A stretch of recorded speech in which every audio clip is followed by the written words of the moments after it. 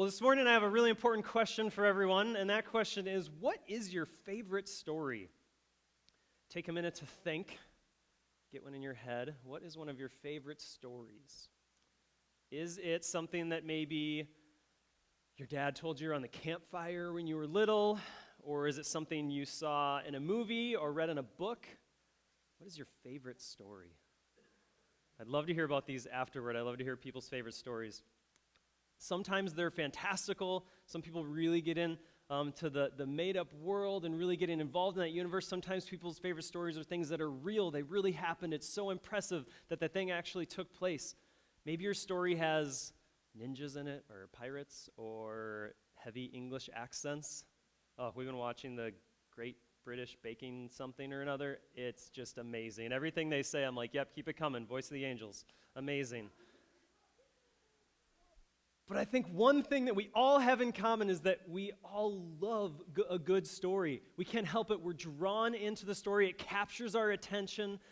The stories that wow us and inspire us and relate to us and teach us something new, we're just really drawn into that. And we all love a really good story.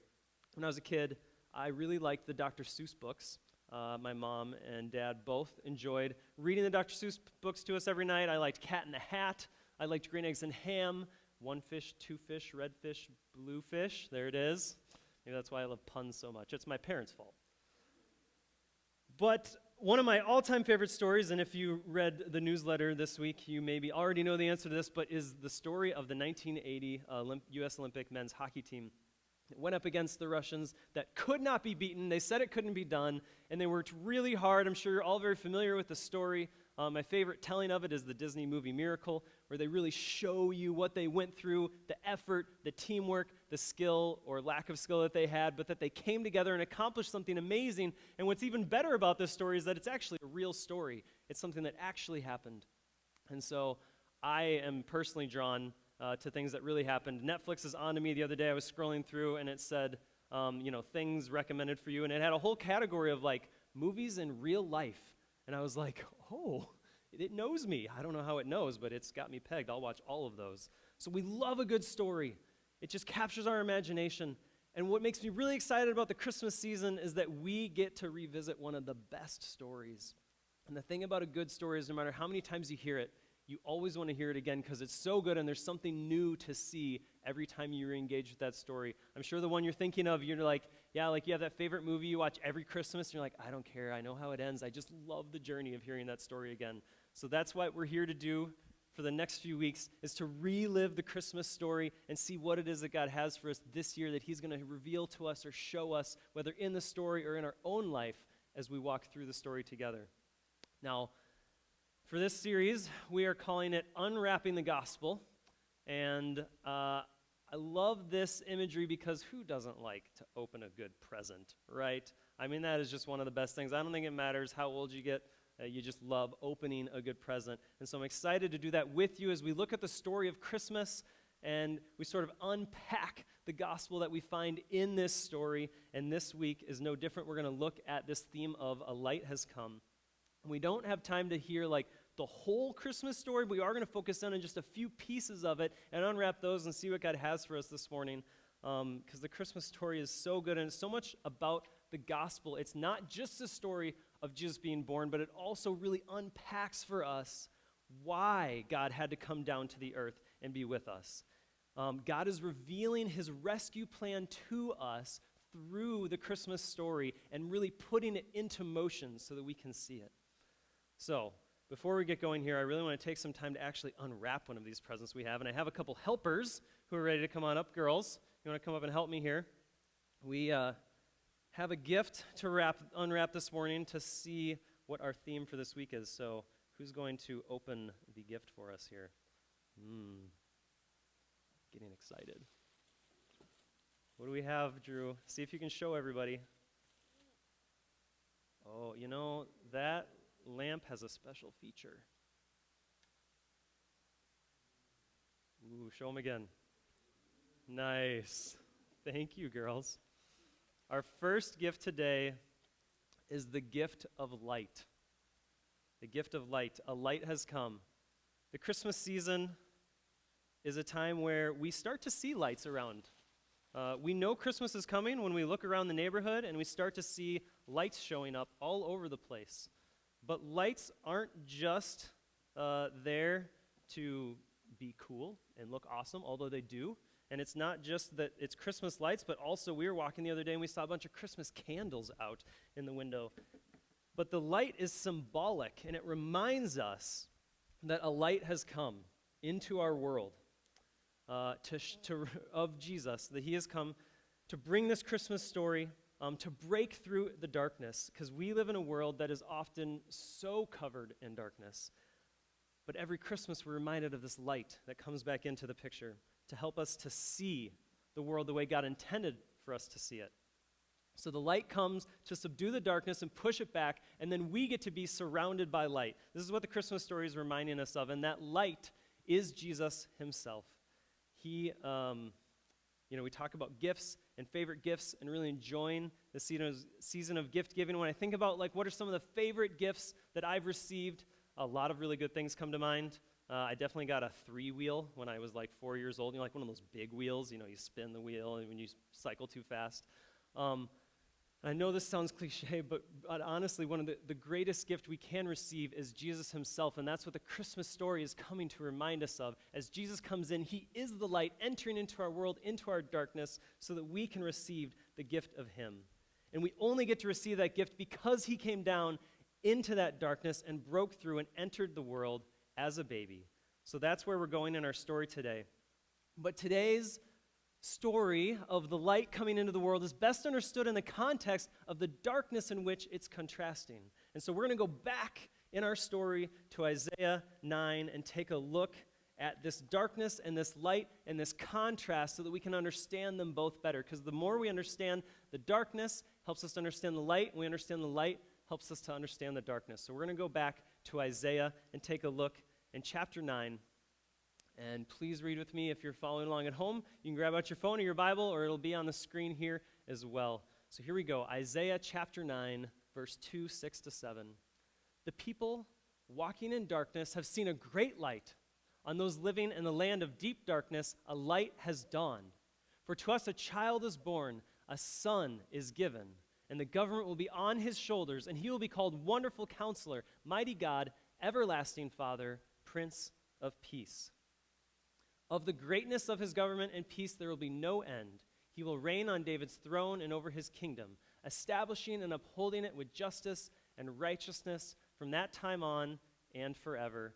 The zeal of the Lord Almighty will accomplish this.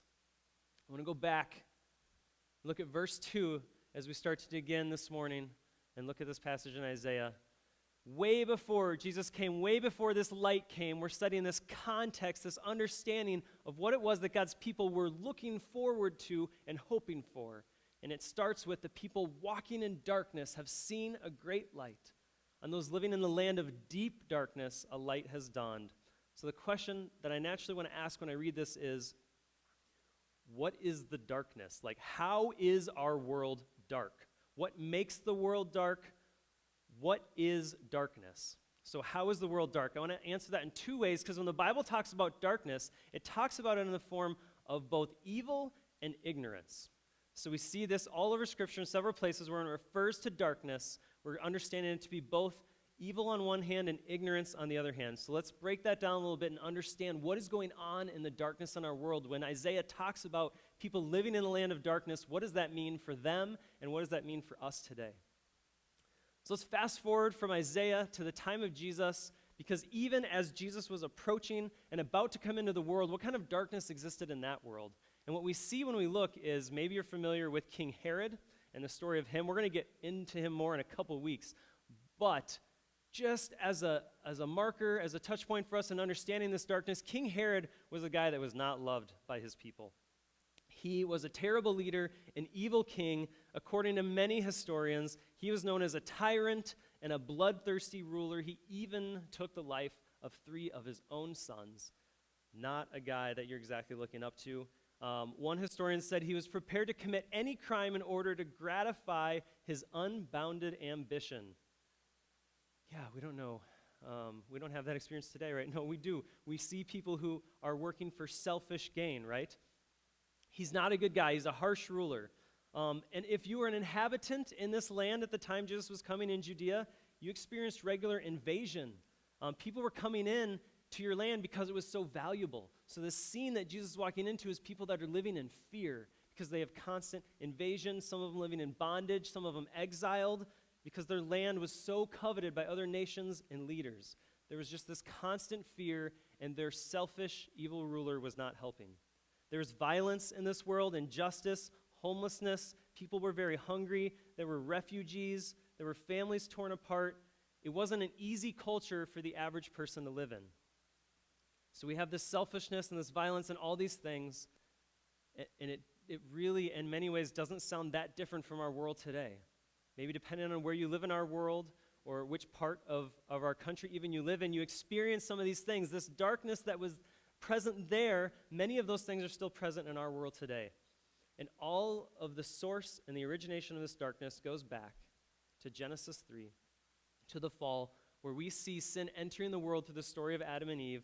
And there is the beginning of this struggle and pain and bloodshed and these unrighteous desires and death even that come into our world as a result of the fall. So we know the world has been broken for a long time. That's why we can see it in Isaiah, and we can see it in Jesus' time, and we can see it in our world here today. But the darkness in the world isn't just out there, away from us. It also exists within us. From what Paul describes in Galatians as the desires of the flesh. And these are some of the sort of natural inclinations that can show up inside of us sometimes, and he describes them as this: sexual immorality, impurity, idolatry, witchcraft, hatred, discord, jealousy, all of these different things that he lists where he says these aren't things that are outside of us, these are things that can exist inside of us, in our flesh, in ourselves, in our nature, because of the condition of the world, because of the darkness that resides inside of it. Now, you've probably experienced some of these things. You've maybe been angry. You've maybe been selfish. Maybe you've been jealous of something or someone. We, the people, are also experiencing brokenness, and so is the world around us. Because at the beginning of the story, this sin and evil came in and entered into our world. And this darkness at times brings so much frustration and pain into our lives. Sometimes we experience failure, sometimes loss, sometimes even death. And this is a sign to us that there is evil in our world.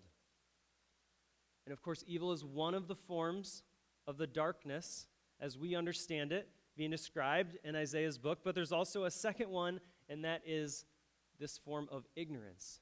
Darkness being ignorant. Now, what does that mean? You know, how can darkness be a result of us not knowing something? Now, sometimes I think we're in the dark because we just don't know about the light. We're not aware that it exists. We get so used to the dark. You ever been in a dark room for a long time and your eyes adjust and you get used to it? And you're like, no, I can see. I'm pretty sure I can see. And then someone turns the light on and you're like, oh, that is very different. That is very bright. I can see a whole lot better now than I could just a moment ago. I, yesterday, was going to the Ben Franklin store, which I'd never been to. Nice little shop. And yes, Caitlin took me. It was not my idea, as you can guess. But I'd never been there, so apparently there's 2 doors, and I went in the wrong one. And I went in, and it said, please use other door, but there was 2 doors. So I just used the other one. It didn't work. And I think it said push, and I pulled or revert. I don't know. I was in the dark. I did not understand what I was supposed to do. Someone kindly came over, the bell ringer, I think, and explained to me, it's that one, right? Okay. And I walk in the other door, right? I was in the dark. I didn't know what was going on. Sometimes when we just don't know things, we're left in the darkness until it's revealed to us what is really true, what is really going on in our world. It's just hard when we don't have the right information, the right knowledge. It's easy to end up looking silly and to not really feel like you're making any progress in this world. Now, our passage for today, as we read just a moment ago, is Isaiah 9. And at the beginning, it says, the people walking in darkness have seen a great light. But how did they even get in the darkness to begin with is my question. I always have all these questions. Sometimes I feel like a 4-year-old when I'm doing my Bible study. It's like, but why? But why? And just keep digging deeper. And I promise I'm not answering all of them for you because we'd be here for a long time. But I want to know, how did we get into this darkness? So I read back before, and in chapter 8, at the very end, right before we get to the part of the story we read before, it explains how they came to be walking in darkness. And it says in 8:19, when someone tells you to consult mediums and spirits who whisper and mutter, should not a people inquire of their God? Why consult the dead on behalf of the living? Consult God's instruction and the testimony of warning. If anyone does not speak according to his word, they have no light of dawn. Distressed and hungry, they will roam through the land. When they're famished, they'll become enraged, and looking upward will curse their king and their God, and they will look toward the earth and see only distress and darkness and fearful gloom, and they will be thrust into utter darkness. Okay, so how did they get there? What is Isaiah telling us here? The characters in our story did not merely stumble into darkness. Darkness did not come and find them. They were thrust into it by ignorantly looking for answers in all of the wrong places. Just like we talked about in Colossians for the past several weeks this fall, their eyes were not up on God. Their eyes were down on themselves and on the world around them and the troubles beside them. Tim Keller explains this really well in his book, Hidden Christmas, where many of the ideas I got for today are located. A fantastic book if you're looking for a way to dig deeper and get excited about Christmas. Hidden Christmas by Tim Keller.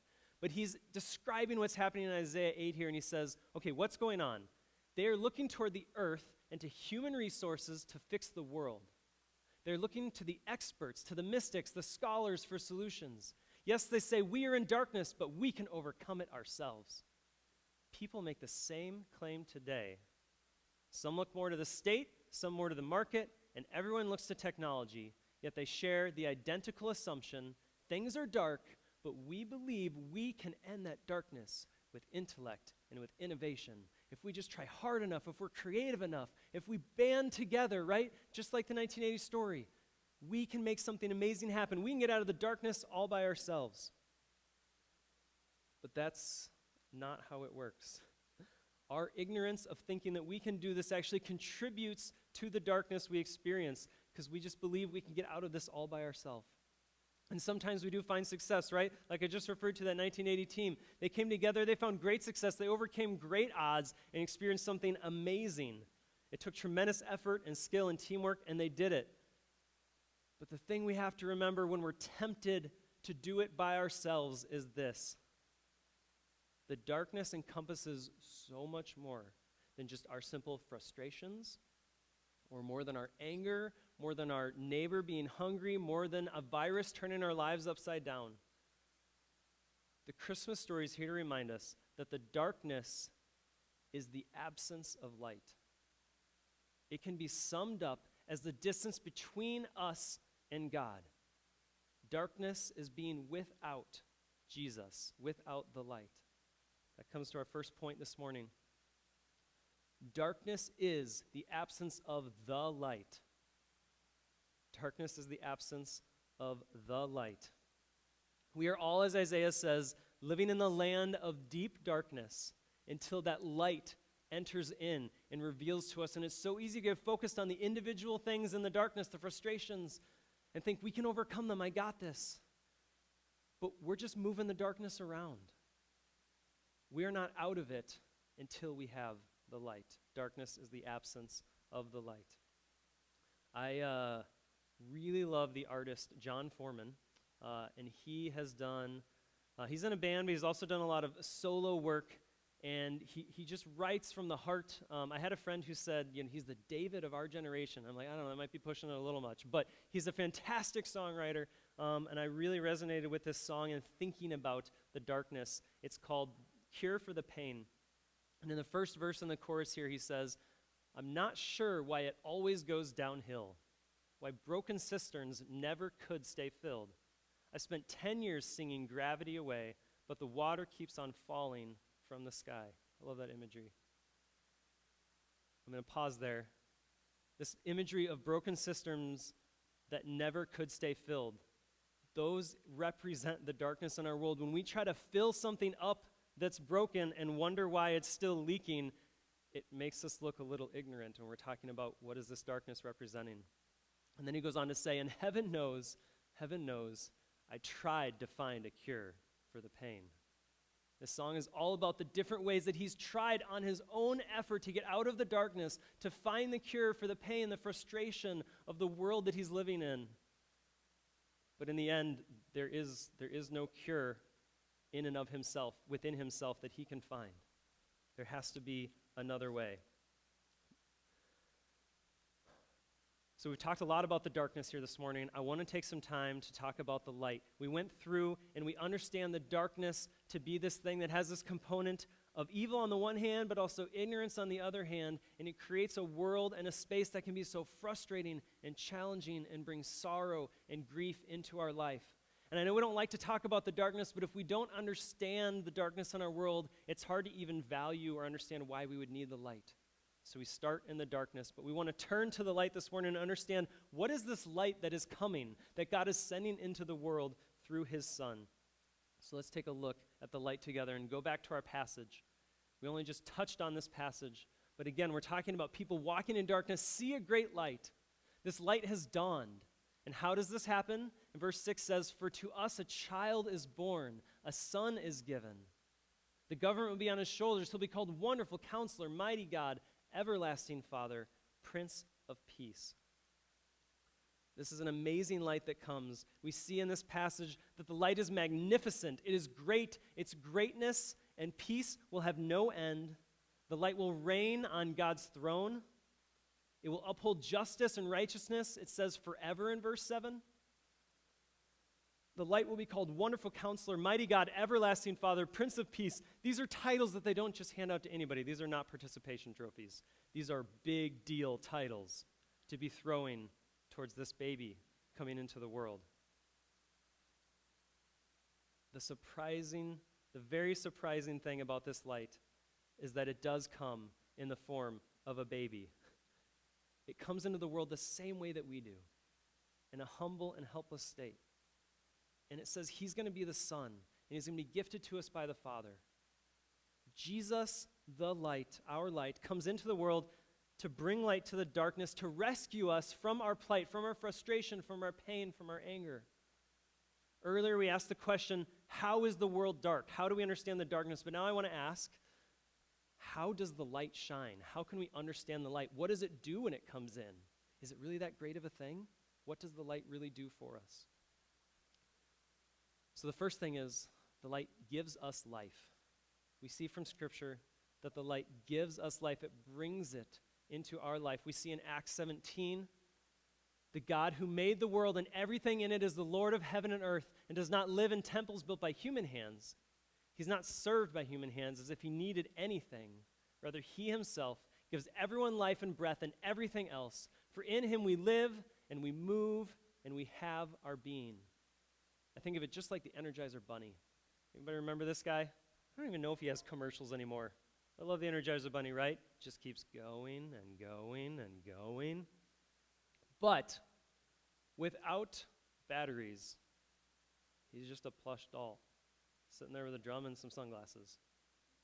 He has to have those batteries to go, to have life. God is the one who gives us life. Jesus, the bringer of light, also brings us life when he comes into the world. How does the light shine? The light gives us life. It helps us to go, to move. It takes care of all of our needs. Just like the sun gives life to plants when it shines down on them and gives them energy to live and to grow. Jesus physically formed us. He sustains us. He gives us all that we need. The passage says life and breath and everything else. I love that. Life and breath and everything else. He doesn't just give us our physical, practical needs. He gives us hope. He gives us purpose. He gives us everything else. He's our Energizer battery. We exist because he holds it all together, our body, our spirit, our soul. He gives us life, and without him, we are just like a lifeless pink plush rabbit, foolishly wearing sunglasses in the dark because we think somehow they're going to help us, but they're not. So what else does the light do for us? The light shows us the truth. The light shows us the truth. When I was younger, until I was 10, we actually lived in Kansas. There's not a lot of lakes in Kansas. We were kind of not your normal Kansas citizens. We played hockey, and we had a boat. Two things not very many people in Kansas do, because there's no ice, and there's like 2 lakes in the whole state. But every 4th of July, we went out to this lake. It was really just a big mud hole. But we put our boat in, and we would go out and watch the fireworks on the lake. But one year, the wind started to really kick up, and I remember the water coming on the other side, and we weren't sure we were going to make it back. When we make it back to our campsite, and there's a camper, and then there's a bunch of tents, and there's several families together, and the wind is blowing like crazy, and there's a storm coming through. We're not sure what's going on, but I remember we tied the boat off all special and pulled it up on a shore, and everyone huddled in the camper because we weren't sure if being in the tent was going to be okay. But we didn't really know what was going on because it's the middle of the night, right? It's after the fireworks. We're coming back in the dark. And then in the morning, when we wake up, and we walk outside and we open that camper door, and we see very clearly that a tornado had come through. And we were very fortunate that we were on the side of the campground that was not impacted by this. Because what we can see is we can see boats turned over and boats sunken and tents up in trees, and our tents had the poles bent, and all of these things that had happened, but we had no idea until the sun came up. When the light shines into the darkness, we can see the world for what it really is. The light shows us the truth. Without it, it's so hard to see what's actually happening in our world. The light shows us the truth. The Bible reinforces this in 1 John when it says, "This is the message we've heard from him and declare to you. God is light. In him there's no darkness at all. If we claim to have fellowship with him and yet walk in the darkness, we lie and do not live out the truth." God is light. Anyone who says they can see in the darkness is just lying. Have you ever been in complete darkness? I mean complete darkness. You ever been like on a cave tour? They take you down, and I don't know if they ever get sick of it. I probably wouldn't if I was the tour guide. I'd be like, we're turning the lights off again. But you get down there, right, and it's in a cave. There's no natural light, and they say, all right, stand still because we're going to turn the lights completely off, and you're going to get to experience what complete darkness really is. And they do it, and you're like, you can't even see your hand in front of your face, right? You're waving it around, nothing. Just like you can't see anything. You are completely in the dark. That is very much the same of how we are in this world without the light, without Jesus. God is that light, and his light allows us to see the truth. Psalm 119 says, "Your word is a lamp for my feet and a light for my path," so we can see, so we can know where to go. It guides us, it leads us, it shows us what's real in our world. We can't see the world correctly without that light. And lastly, the light is beautiful. We have had some really good sunsets lately. I don't know if you've been peeking outside at 4 o'clock in the afternoon, but that's when the sun is starting to set now. And I love the empty cloud sky where you have that dark blue against that orange, and it's coming up against the light. Has this attribute of being so beautiful. It's vibrant, it's magnificent, it's dazzling, it brings us wonder. It's a true source of our joy.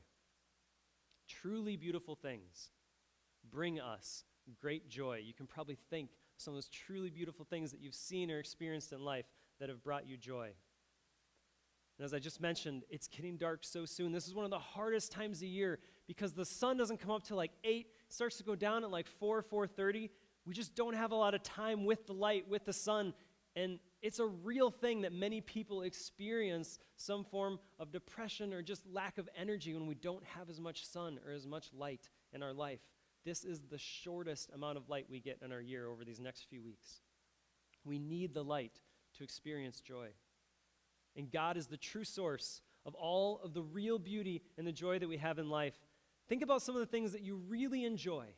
Just think through what are some of those things that if I just had time to enjoy something right now, what is that thing? For me, one of those things is just a really good conversation, especially right now with the lack of social interaction that we have. I'm really thankful when I have the opportunity to have a really good conversation with someone. I enjoy just the opportunity to connect, right, to laugh, to know what's going on in their life. And if I dig a little bit deeper, what am I really enjoying about this experience? I'm enjoying that there's someone who really wants to listen to me. and to hear what's going on, to take interest in me and value in me. I want someone to truly know me through this good conversation. And if I dig deeper, I can find all these things that I'm really appreciating about this interaction I'm having. But like all other sources of joy, this is just a shadow of the real thing, of the real source of our joy, the light of God. All of the things that we experience in this world are just a taste of what it's like to really and truly enjoy them in God. The relationship that I have with someone over a good conversation is just a shadow of that relationship that I can have with God. Everything we enjoy in creation is a taste, a partial reveal of God himself. He, if we narrowed it all the way down, is the true source of all the joys that we have. He made all the things that we enjoy, and they are just a shadow of being in relationship with him. St. Augustine said, "Our hearts are restless until they find their rest in thee." We try to find our rest in other places, in other ways, our joy, our satisfaction, something truly beautiful, but they're restless until they find their rest in thee, which brings us to our second point of the day. If you're keeping notes or following along, it's that the light, not just any light, but the light, exchanges darkness for life, truth, and joy. The light exchanges darkness for life, truth, and joy. There's a great reality that we get to celebrate at the Christmas season. And it's really, if you think about it, you think about that exchange. When I was a kid, I liked to trade playing cards, right? This is a heck of a deal. I never got a deal like this, right? Exchanging darkness for life, truth, and joy. It's an amazing gift that God gives to us when he comes down into this earth and shares his light with us. And someday we're going to find that complete rest in God. But for today, we can enjoy the light that he brings into our life and celebrate that God did not leave us in the darkness. That's part of what we're celebrating at Christmas. God didn't leave us in the darkness. He sent his light. A light has come to be with us. He sent his son so we can have life, so we can know truth, so we can experience true joy. Okay. Those are just a couple basic things to start off our understanding of Christmas this morning, but without this understanding of the darkness that we're in and the lights that's coming, we really can't even take a look at the rest of the story. So that's our beginning. That's our foundation as we approach the Christmas story and this season together for the next few weeks. I'm excited to continue unpacking it, but I just want to ask you a few questions so we can reflect on this week and think about this darkness that we're in and this light has come to set us up to understand and really absorb the Christmas story over the next month. And the first question is, are you trying to find your own way in the darkness? You're trying to find your own way in the darkness. Whether you're an unbeliever this morning and you don't yet know Jesus, you haven't yet been introduced to the light, maybe you're still trying to fight your own fight. You're trying to get out of the darkness all by yourself. Are you still trying to find your own way? Or even if you are a believer, even if you're following Jesus, even if you've been introduced to the light, are you making it hard on yourself? Are you still trying to hang on to bits and pieces of the old life? Or are you letting go and allowing the light to shine and make you new? Remember, 1 John says, if we claim to have fellowship with him and yet walk in darkness, we lie and do not live in the truth. Don't walk in darkness. Don't try to find your own way out. The second question is, are you looking to the light for life? Are you looking to the light for life? Again, the other side of the coin from the first question. If you're trying to find your own way out, it's going to be very difficult. Are you looking to the light for your life? Maybe you've been tired this season. I know there have been stretches for me where I just feel this exhaustion. And it's almost this dichotomous thing where it doesn't really make sense because our calendars are like more free than they've ever been, right? Yet sometimes we're still just fighting this exhaustion. It's this mental side of some of the things and some of the baggage that's come with this challenging year and all the change and the emotions that are coming through with everything that's happening. Maybe you're tired. Maybe you're just oddly exhausted. The darkness has shown us that we can be tired and frustrated in all circumstances, even with our time freed up. So who or what are you going to seek in order to find life? Where are you looking for your light in this season? If it's anything but Jesus, I just want to challenge you that it's not going to be enough. And the last question, the thing for you to think about this week as you reflect on this passage, this foundational truth is, are you looking to the light for truth? Are you looking to the light for truth? It's been a tough year for truth. Is that fair to say? It's been a tough year for truth. Not a banner year in the truth-telling department, I think is fair to say. A lot of fake news, a lot of deception, a lot of ignorance, a lot of looking to ourselves, right? If we look to ourselves to find the truth and just claw through the darkness, we're just going to find frustration, as Scripture is trying to tell us this morning. But we know that the light reveals the truth. So where are you looking for your truth? I hope you're looking to the light. In conclusion this morning, I'm really thankful for Christmas this year. I'm not usually super into Christmas, if I'm being honest. It's usually not as easy for me as for others to get into the Christmas spirit. Usually Caitlin is miles ahead of me. She's like ready to play the Christmas music early, and I'm like, wait till after Thanksgiving, and I just can't do it. But I'm excited to celebrate this year. I'm excited to hear the story again because I don't know about you, but I need this story. I need this story this year. I need the hope of the light to come. I need the light in my life. And I think we all need it more than we've needed it in a little while. I think we should celebrate Christmas really big this year. I think we should go all out, deck the halls, right? I think we should look forward to revisiting this story with so much joy and anticipation. And now maybe you're not there yet, and that's okay. My prayer for each of us this week is that we'd pursue the light this Christmas season with everything that we have, that we'd set aside some of the other distractions and look to Christ, to revisit the story, to celebrate him, to lift him up, to be reminded of the light that has come. I encourage you to even pray for yourself, because God can increase your desire for him, for that pursuit of the light. The Christmas story is just such a thing of true beauty. I want to close by sharing, and we're going to get to communion in just a second here, but I want to close by sharing this quote from C.S. Lewis. As he's describing this magnificent entrance of Jesus into our world in a way that only C.S. Lewis can. I don't know if you're a fan, but I'm a big fan.